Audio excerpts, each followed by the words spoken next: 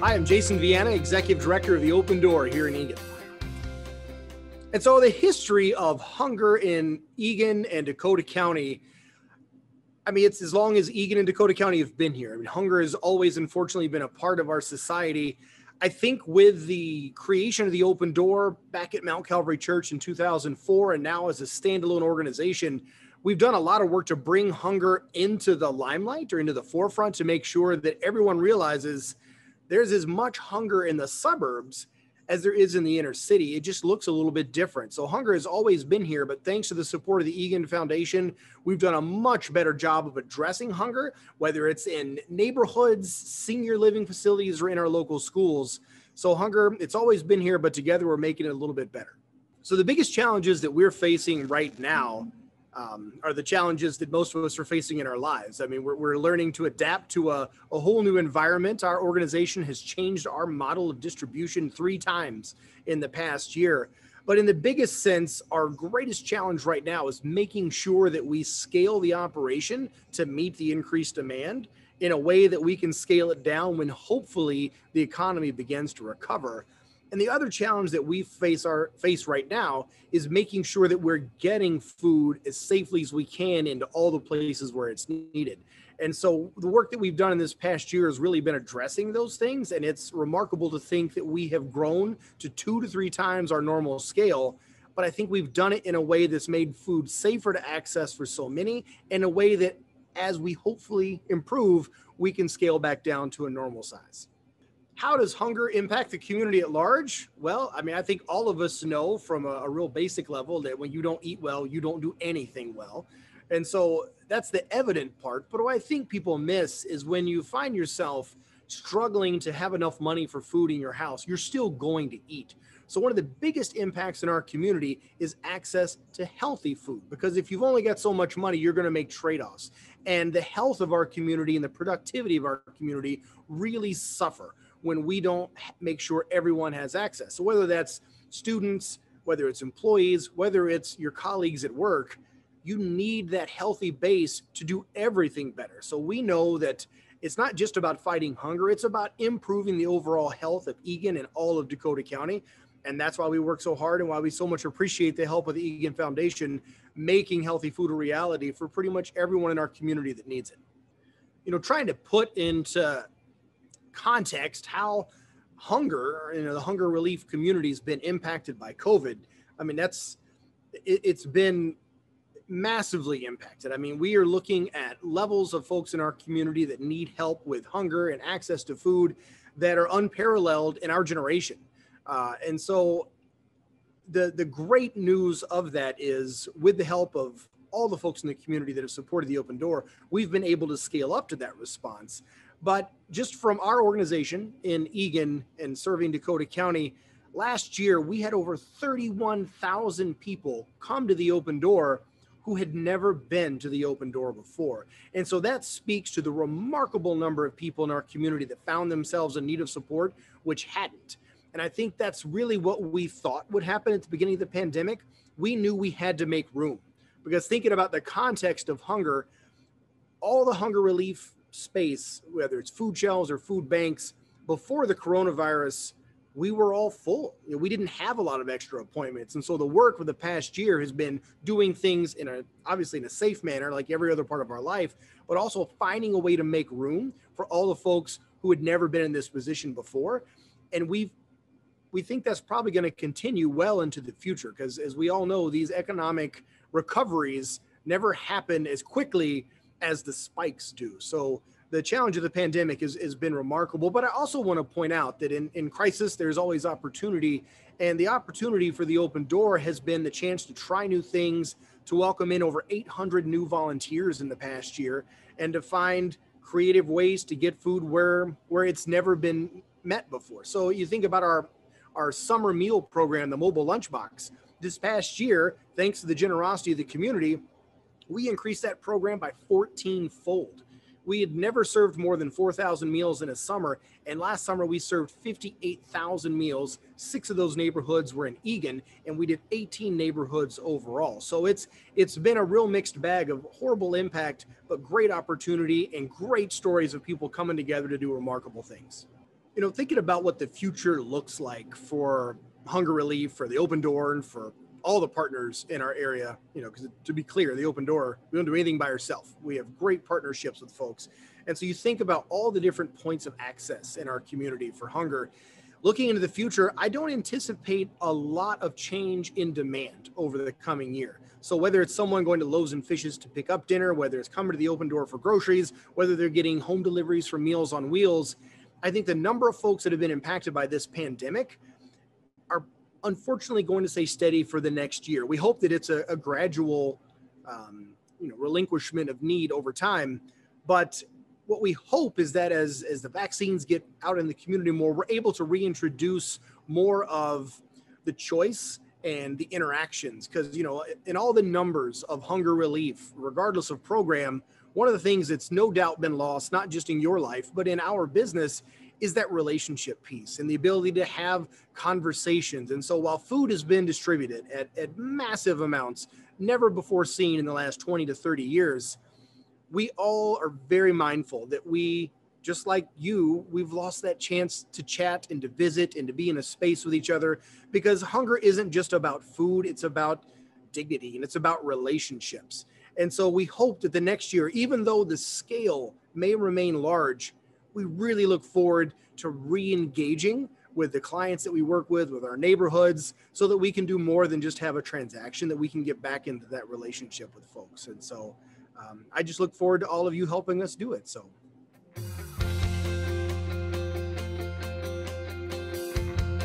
Good afternoon. My name is Madeline Casler, and I work with Dakota County Social Services. Thank you so much for inviting me to speak about housing and homelessness in Dakota County and Eagan. Homelessness in Dakota County has been on the rise over the past decade. In response, we've grown our services for people through our work with wonderful community partners like Dakota Woodlands, The Link, Wilder Foundation, 360 Communities, Matrix, and the Dakota County CDA. Together, we provide services like street outreach, drop-in centers, shelter, housing, rental assistance, and housing stability services. Most recently, Dakota County has been increasing shelter capacity. Before the pandemic, Dakota County had year-round family shelter with Dakota Woodlands and seasonal overnight shelter for single adults with Matrix Housing Services. As we collectively realized how dangerous COVID was, Matrix worked with a local hotel and moved 40 people from a congregate shelter in a church to individual rooms in a hotel last April, rather than shutting down for the season. This significantly increased people's safety overall and reduced the spread of COVID. Since then, we have expanded the hotel shelter program from 40 rooms to 110 rooms, partnering with Matrix, The Link, the CAP agency, and Ally Supportive Services to provide shelter and keep people safe. We also initiated an eviction prevention program using federal CARES funds. In 2020, our team paid over 2,300 rent and utility payments to area landlords and utility companies. This program helped tenants get current on rent and avoid the possibility of eviction. It also helped area landlords who were owed rent, sometimes by multiple tenants. Eagan landlords received over $640,000 through this program last year. Dakota County, in partnership with the state and other metro partners, will have another eviction prevention program opening up in the coming weeks. Despite this increase in capacity and programming, Dakota County residents are suffering from housing instability in greater numbers than before. Rents are increasing and wages are not keeping pace. This slide shows common wages for different professions in Dakota County and how much somebody should pay for rent given their income. For an apartment to be affordable, a family should pay no more than 30% of their income toward rent and utilities. A child care provider making $11.15 per hour and working full-time should pay no more than $580 per month in rent. However, an average two-bedroom unit is over $1,000 per month. Rents are increasing at a faster pace than wages, making this gap bigger and bigger each year. People who have lived their whole lives in Dakota County are finding themselves priced out, and businesses who need workers are having a harder time finding people who can afford to work for available wages who also live in the community. Exacerbating this are massive income disparities between white households and households of color in Dakota County. The median income for white households is $89,000 and for Black households is $55,000. This is a difference of $34,000 per year. Additionally, Black households are more likely to be renters than white households in Dakota County, reducing the amount of wealth and equity a family is building over time. These wealth gaps and large systemic disparities are things that we all have a responsibility to understand and influence. And until then, we will see disproportionate numbers of renters and people of color at extreme risk of housing instability and homelessness. While the future is uncertain, it can look bright if we come together. We need to work together to support and advocate for the creation of deeply affordable housing. We need to encourage rental property owners to continue taking rental assistance to help offset the gap between rent and wages. This will help people stay in our communities no matter what kind of job they have. We need to create more robust protections for renters as we learn about the positive impacts of the eviction moratorium, while also ensuring access to rental assistance so that landlords can be made whole. And we need to continue our journey towards racial and social justice by eliminating things like massive income disparities. If we do this together, we can ensure that everyone has a safe and affordable place to call home in Eagan and Dakota County. Thank you very much for all the good work you do to make Eagan a welcoming place for all residents. Hi everyone, I'm Paul Maloney with TreeHouse. TreeHouse is on a mission to end hopelessness amongst youth, offering mentorship and support groups in the community. And it's my job in Eagan to collaborate with all the other youth serving organizations, leading to the most collaborative, holistic network of care that we can offer. TreeHouse doesn't have an ego or believe that we're a one-stop shop for helping teens. So we make it our goal to partner additionally with other organizations that are doing an awesome job in other areas. We can make an awesome network of care by combining our efforts with, for example, Dakota County Social Services for referrals for our mentorship program, NAMI for suicidal awareness and safe practices, 360 Communities for group supports, and Minnesota Mental Health for counseling, Loaves and Fishes for meals, et cetera, et cetera. But I want to stress and emphasize that this takes a village. So I grew up here in District 196, and after serving on the Dakota County Local Advisory Council for Children's Mental Health, I can point out what we've been working on and how things have perhaps changed. Growing up, there was kind of a big negative stigma around mental health issues. Most of my peers didn't want to be seen going to counseling or to even admit that they were struggling with depression, or a lot of them even knowing that what they were struggling with was depression, mostly because we didn't understand what it truly was or what to even say to our friends who were struggling with it. But now, after seeing the Minnesota Student Survey, we know that 32% of our females who are in 11th grade reporting feeling depressed a significant amount of their time. If we're a teen who is scared to talk about something we're struggling with, or fear it will have a negative impact on our lives, we're less likely to talk about it and we're less likely to get help. And feeling safe to talk about something with our peers or caring adults will help save teens' lives. As a youth service provider, our biggest challenge is what the teens' biggest challenges are. And I can speak to what our teens are currently struggling with. Going back to that Minnesota State Student Survey, 46% of males and 61% of females in 8th grade reported being bullied. And that was from the 2019 survey, so that was pre-COVID. And also during pre-COVID, around 1/3 of all teens surveyed reported struggling with anxiety. And that's really, really high. So what this means for any youth and youth workers or care providers is that there's a lot of work to be done. And this is our ask right now for involvement and help. We need a lot of help. A lot of people are hurting. And this is just a student survey. I would love to see what it looks like for adults in the area too. So how does this impact the community at large? We were wondering the same thing. What happens to our teens once they graduate high school? What kind of things do they face? What kind of things do they go through? They don't have direct contact with teachers a whole lot anymore. So we created our own survey for our alumni and asked them open-endedly, what types of things were they surprised by when they graduate? What things are they struggling with since they graduated? And how did any preparations they were given help them for the future? And what we found out was that tied for first place that economic struggles and housing instability were the #1 hard issues in their lives. We didn't want to just learn this information and do nothing about it, so we started something called TreeHouse Next. It's our transitionary program focused on helping our older youth learn necessary skills to help them land a job, get housing, budgeting, interview, even find career aptitude tests, practice ACTs, anything that they would need to get any independence towards adulthood. Even helping them with driver's ed courses and getting them signed up for that.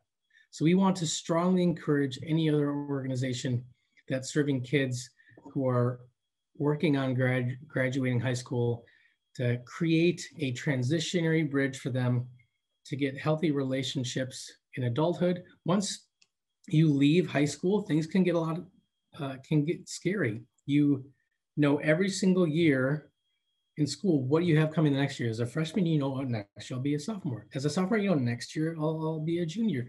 Well, after high school, it's all up in the air. It's whatever, it's kind of up to you at that point. And giving the preparations up till now, a lot of us end up struggling. All right, so how has the pandemic impacted our community? Well, Dakota County had 911 calls, nearly double in 2 categories: crisis mental health and welfare checks. They also saw a huge rise in family instability and requests for residential placement. But need is the creator of invention, and we're finding all sorts of ways to keep program going. Schools with distance learning, and then TreeHouse even used a lot of virtual meeting platforms so we could continue offering mentorship 5 days a week to those who are struggling with isolation and thoughts of hopelessness. I struggled myself as an adult, feeling isolated during the pandemic, working from home, not seeing anybody, not being able to see family. And we want to be able to get help to those who need it the most. Virtual high fives and hugs are not very fun. And we all need that personal impact of others who love and care about us. So what does this look like for the future for us? Well, I don't have the exact answer for that, but I do have the age-old wisdom of it takes a village. One of our partners shared that in their own research, they found that in order for a young person to have the best chances of success, they need 7 loving and caring adults to personally invest in their lives. If we combine both school and perhaps a healthy family scenario at home, we're still only halfway there. This means that community members need to become some of the biggest encouragers for young people, to stand in the gaps. And for me, I believe to whom much is given, much is required. And I'm trying my hardest to use the advantage that I've been given to give those who are struggling a fair chance. Everyone has something to offer. Don't think you don't have anything to offer. Everyone has either a network or a skill or a connection or an encouraging word, something they can do that can give back to the community. Please get involved with something. I have yet to hear of a local organization that has a problem of too many volunteers. It does take everybody.